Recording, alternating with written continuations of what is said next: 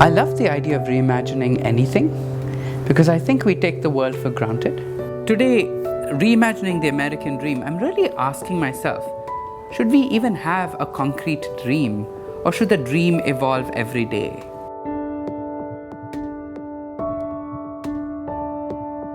Let me tell you a little bit about the process of creation for me.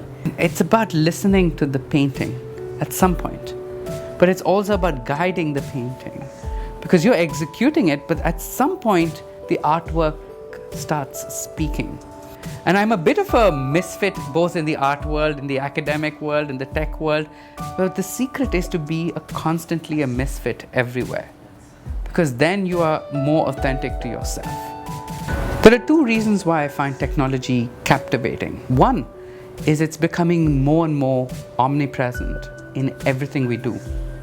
So part of me felt that if this algorithm is telling me how I should be friends with somebody, then it's really important that I understand this algorithm and have a conversation with it.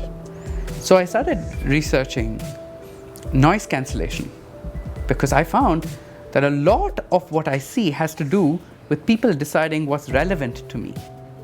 And I found that we live in these bubbles, these information bubbles. And technology is a wonderful enabler, but it also creates abundance.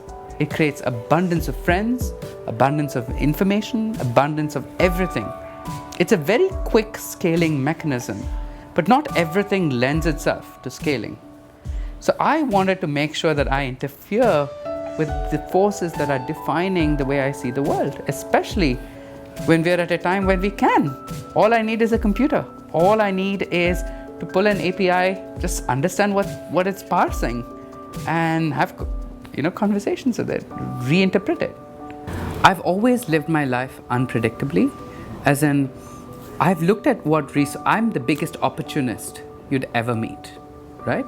For me, it's about maximizing the potential of the moment, which means who's around me, what is in front of me, and what do I know that can enrich and energize the situation. I don't know what the future is going to hold. There are times when my wife and I think we should become more predictable and make some decisions for the future. But then we remind ourselves that what excites us is the constant reinvention of the potential of the future, not the future itself. I think it's clear from this conference that people are talking about a global American dream, and I completely agree. One thing I really love about the American dream is that it serves the individual in their pursuit of happiness. And whether it's practiced or not is a different thing, but the notion that the individual matters is a very special one for me. The founding fathers of this country dreamt of a situation that only now is being realized, is coming to fruition. This is the new American. I am the new American. So if an American looks like this, finally we've come to create that impossible democracy.